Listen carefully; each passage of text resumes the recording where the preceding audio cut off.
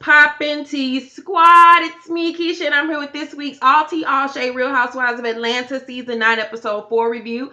I hope you all had a wonderful, pleasant holiday. I did. I am stuffed, bitch. I ate my ass off. I hope you all had a safe and memorable and wonderful and full holiday. I missed you all so much. If you follow me on Snapchat tonight, I put up my Christmas tree so you can see my black and gold Christmas tree on my Snapchat, Kyrese99. The information is down below in the description box.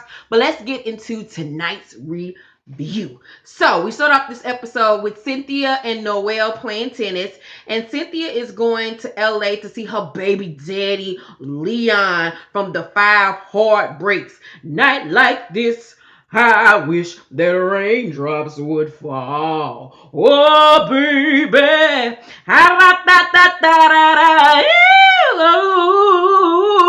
That's my favorite part. But anyway, get back on track. Okay.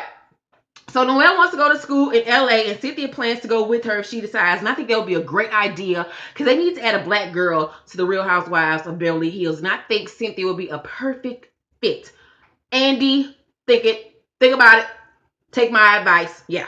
So she's creating a bag line, and she wants to make Noelle the face of the line. Noelle wants to be a model, but let's just keep it all the way 100 and keep it funky.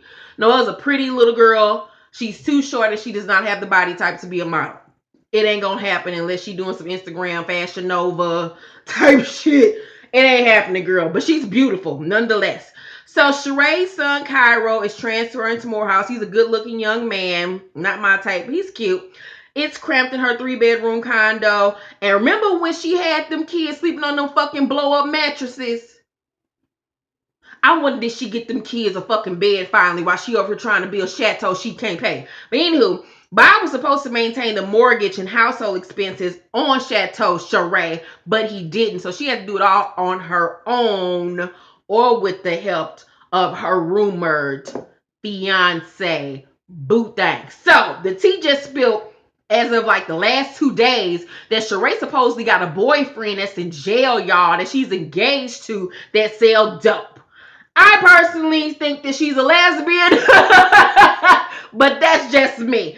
So I just still can't believe this nigga had the audacity to ask her, can he move up in this bitch? And you didn't even do what you were supposed to do. Court ordered to pay the mortgage and household expense, and you didn't even do it. But you gonna ask her, can you come live in that motherfucker? Girl, Sheree should have slapped the sweat off of you. But anywho, so Kandi and Ace go to visit Mama Joyce, and Kandi tells her about Riley's dad, Block, girlfriend coming to visit her. Her mama says he owes close to $50,000 in back child support, and he got the nerve to be sitting up here acting like he the motherfucking best dad of the year. Like, nigga, go sit your ass down somewhere. Apparently this motherfucker got money, but he just has refused to pay his child support. And Kandi hasn't really pursued the situation because she can take care of Riley on her own. Much like my own personal situation when my son's father was younger.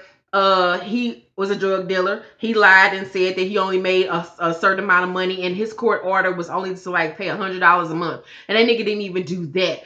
I didn't trip off of it because I was successful and I didn't need his fucking help, and I was going to do what I needed to do on my own. So I can understand where Kandi is coming from that perspective. But this motherfucker got the nerve to be all on the radio talking about he the $1 million man and he love the kids, and you ain't even take care of your own damn kid. Trifling motherfucker. Just like with my son's father before he was locked up. I used to hear stories about how people would see him in the high rollers room at the casino gambling $10,000 here, $10,000 there, and a nigga couldn't even buy my son a bag of Pampers. But my son has never wanted for nothing, so it really doesn't the fuck matter.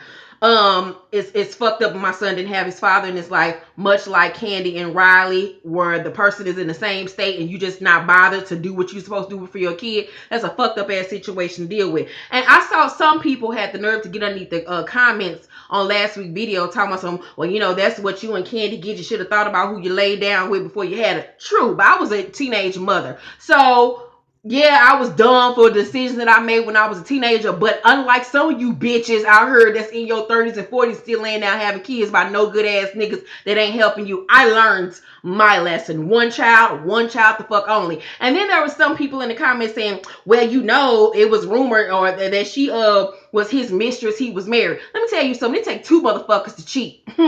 She didn't get pregnant on her own. He had to nut in her in order to fucking get her pregnant. He was the married motherfucker that decided to nut up in her and go up in her raw and decided to impregnate this woman. So that has nothing to do with him being a father to his fucking child. If them two motherfuckers over there cheating with each other, then they both was fucking wrong. But at the end of the day, the Riley is the innocent bystander in this motherfucker. That has nothing to do with him being a father to his child. So some of you motherfuckers need to get your head up out your ass before you get underneath these motherfucking comments and get to talking with your one followers, with your no fucking profile pictures, and then want to come at somebody and say something. Suck a dick at the end of the damn day. And I ain't gonna argue with you because I'm not no Twitter thug. I'll slap you in your mouth in real life. I'm just gonna block your ass. So come on with the foolishness if you want to. So back to the damn story. So Kenya and Faye kick it together again. I just want to know why all of a sudden Phaedra want to be friends with Kenya. It's not organic. Although I like them being friends with one another, it's just something about it just seems unauthentic. They talk about the incident with Sheree. Kenya says she didn't call her a bitch. Girl, you know damn well you called her a bitch. Stop trying to backpedal. You called her a bitch. Own up to it. You were fucking wrong. She says she does need to apologize to Sheree. You do need to apologize for calling her a fucking bitch. But I'm just tired of this whole who house is better than who house argument. And we 4 episodes into it, it's done and over at this point. I'm sick of it. Ain't none of y'all houses that damn spectacular. Neither one of y'all can barely pay for them bitches. So shut the fuck up. Because if Andy fired both of you bitches today, y'all motherfuckers gonna be struggling like a motherfucker. So Phaedra has a charity that she wants Kenya to help, and Kenya agrees to help. Faye is going to get all the girls together for laser tag and tell them about the charity. I'm happy that they're doing more than just going out for dinner and drinks because that's all these bitches do. I'm happy that they're trying to mix it up and go different places. But laser tag? Really? Then they had the little adventure room shit where they locked up in a room. Like, what are we, 12? Next they gonna go to Chuck E. Cheese? Like, I need to, the Real Housewives, we know of like, Miami, when Miami was on, New York, Beverly Hills to be opulent. We want to see shit that we as normal motherfuckers can't do. Y'all supposed to be all these balling ass bitches, but y'all going to laser tag and shit? Okay, girl. So Bob and Sheree go out for dinner. He take her to the Chinese buffet. And this bitch is dressed down, honey. And she is pissed off that she done got so cute and dolled up for this old $20 all you can eat ass meal. So she tired of him playing all the time. He played too much. She want him to, talk about the real shit that's going on between them. He says he don't want to bring up the past, but she needs for him to apologize for cheating on her and all things he did to her in the past. He finally decides to keep it real and says he's sorry for cheating and being immature. And she, receives the, apology. And then he compliments her on the glitter on her titties. And I'm like, child, Sheree don't want you. Sheree want the waitress. Sit down.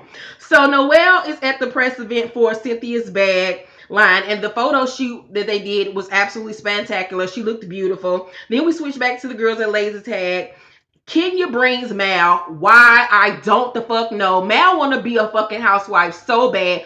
Girl, it's been 9 years. You still ain't no housewife. You ain't gonna never be. Cynthia, she coming for your motherfucking peach, bitch. You better watch it because y'all know her husband, Mal husband, some little overseas basketball player that's too fine to be with her ass. So Sheree is ready to confront Kenya again about calling her a bitch. I'm like, girl, confront that tight ass wig you got on your head. So Phaedra, y'all, in her green screen had on this white big blouse with rosette sleeves that look like Easter baskets. And I'm like, where is she going with this Shirley Caesar Gospel Sunday Clark Sisters CC Winans ensemble? I'm like, girl, you ain't a nurse at the church with the little white gloves. Where you going, girl? That top was atrocious. Burn it immediately. So Leon is there to support Noelle and Cynthia, and Noelle is fucking complaining, talking about her feet, bitch. I'm like, bitch, suck it the fuck up. You talking you want to be a model. Bitch, they gonna put your ass in 2 little shoes and all type of shit when your ass on the runway. You can't be fucking complaining. You know how many kids would love to be in your motherfucking position to be a face of a fucking clothing line that you ain't even have to work for because of your damn mama. Girl, you better get your ass up. So after playing laser tag, the girls sit down and eat. And I'm just like, are they ever going to introduce Lena properly? Ariel's wife. She's the new housewife. They haven't even introduced her formally. We just see her in these scenes. It's like, where the fuck you pop up at, you light skinned ass bitch? Like, what the fuck is going on? Come on, Brand. Andy, get it together. Like, introduce her to the audience because nobody even knows who she is if I don't even tell y'all. So Faith asked all the girls to give their products for her cause. They all agree. Then Phaedra asked King would she be able to get along with everyone. And Kia says yes, and she knows she was good until she heard Phaedra had more to say about their little incident. Sheree says that King is the biggest hoe in Hollywood. And Kandi was like, you know what, we need to take this whole topic off the table because all of us have had our whole moments. And I'm like, Kandi, you better preach your motherfucking word because all y'all at that goddamn table has had a whole moment. I done had a whole moment. You done had a whole moment. Your mama had a whole moment. Your granny had a whole moment. Your great-grand-granny had a whole moment. Everybody had a whole moment. All y'all some hoes. Get over it. So Sheree calls Kenya a bitch repeatedly. And I'm like, have you called her a bitch enough for her to realize you hurt your feelings? She hurt your feelings when she called you a bitch. She's like, bitch, you bragging that bitch, you big hoe bitch. That's why your house ain't done, bitch. That's why your hair ain't yours, bitch. My house is better than yours, bitch. 12,000 square feet, bitch. I'm like, we get it. She's a bitch. Okay. So they agree,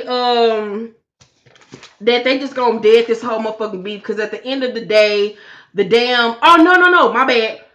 Kenya says that Sheree has on a Mama Joyce wig and Kandi gets offended. I'm like, why you mad? She wasn't lying. Her wig didn't look like something your mama wore. Girl, Kandi, sit down somewhere. So Phaedra reminds them that the bigger picture is his cause for Flint, the Flint crisis thing, and that they all need to chill out. And I'm like, hallelujah, finally somebody said it. So Cynthia, Leon, and Noel go to dinner after the event. They just look like the prettiest box of Godiva chocolate. It was just too much melanin at one table. It was just too much chocolate bliss. They looked fucking fantastic together as a family. Noelle leaves to go to a concert. Leon asks, will Cynthia call to check on him outside of Noelle? She kind of get flustered. She was like, oh, Leon, I didn't know we was doing that tonight. Okay, boo. So he asks about Peter, and she, tells him about the divorce. And he says, basically, I think y'all marriage was rushed. Cynthia immediately started crying and saying she just wants them to be cool. She want to make sure that after this divorce that she'll be able to have a relationship with Peter like she does with Leon. She doesn't want their friendship to go away. And she admits that she just wanted to prove everyone wrong. And I'm like, see, I've been told y'all that's what her problem was. Motherfuckers better stop trying to prove shit to motherfuckers just to save face when in all actuality all you doing is hurting yourself. So she put herself through all these years for nothing, just trying to prove a point to her family and friends that they actually had a decent relationship that was worth salvage, and they actually didn't. She knew from the beginning that fucking marriage wasn't gonna work. So Leon tells her that he loves her without makeup, and that she the only one that don't think she look good without makeup, basically buttering her up so he can get some pussy later on that night. And she like, oh Leon, I just don't know what I would do without you, but I'm ready to go back to the hotel. Yeah, bitch, I caught that. Y'all went back to the hotel too. Fuck, Cynthia, you ain't slick. Them damn tears was to, have him think you the damsel in distress so you can go ahead and throw your ass back in the circle. Ain't nobody fooled by you. So Kandi and Mama Joyce go to get Manny and Petty's, and Kandi gets a phone call from Block, bitch ass. And he says he's calling to make up with her so he can see Riley. What, nigga? What? Okay. So she says, call Riley. Like, you need to build a relationship with your daughter at this point. She's 14 years old. You don't have to call me in order to see her. If she wants to see you, she'll see you. She'll talk to you on her own. I have nothing to do with that. I'm not going to force her to talk to you if she does not want to when your ass has been fucking MIA for 14 fucking years, nigga. Like, what the? This ain't motherfucking, deal or no deal, bitch. What the fuck you think this is? This ain't a game of Clue. Like, what? So Mama Joyce is like, no, this nigga said he want to co-parent with her. And Mama Joyce said, co-parent what? Are you going to co-parent and give up that $50,000 you owe? He's like, I'm not about to do this with your mama. And Kate was like, you know what? You're right. You're not about to do this with my mama. And I'm not about to do this with you. And he says, he could build his, he says he's not going to chase her or Riley to communicate with them. Excuse you, bitch? What the whole entire fuck did you just say? You're damn right. You don't have to chase her as the mother to have a relationship with your daughter at this point. You need to be chasing your daughter. And that's that old nigga stupid ass mentality this nigga got in his head, that he think that she should come running to him. No, nigga, you are her father. She didn't ask to be brought into this world. She didn't ask for you to nut up in her mama and birth her. You did that shit. So stand up, man up, and be a father to your daughter, or if not, just leave her the fuck alone at this point. Leave that child alone. Stop taking her through heartache of jumping in and jumping out of her life. This ain't a game of fucking hopscotch, bitch. So Kandi goes off and starts crying, and Mama Joyce is rubbing her back. And I'm just like, girl, I'm so happy I ain't got to deal with this bullshit. The episode goes off and I give it an A+. I feel sorry for Kandi and all the other mothers like myself that has had to go through shit like that in the past.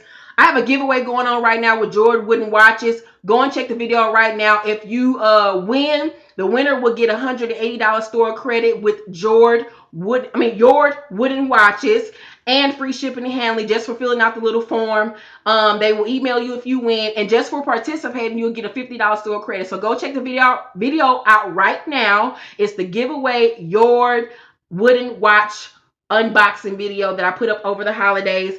And all my books are on sale. And if you have Kindle Unlimited, you can read Cashmere Mafia, Smells Like Teen Spirit Volume 1, and the Untold Stories for free at Amazon.com if you have Kindle Unlimited. So go check them out now. All of my other titles are on Amazon or BarnesandNobles.com in Kindle, Nook, or in paperback form.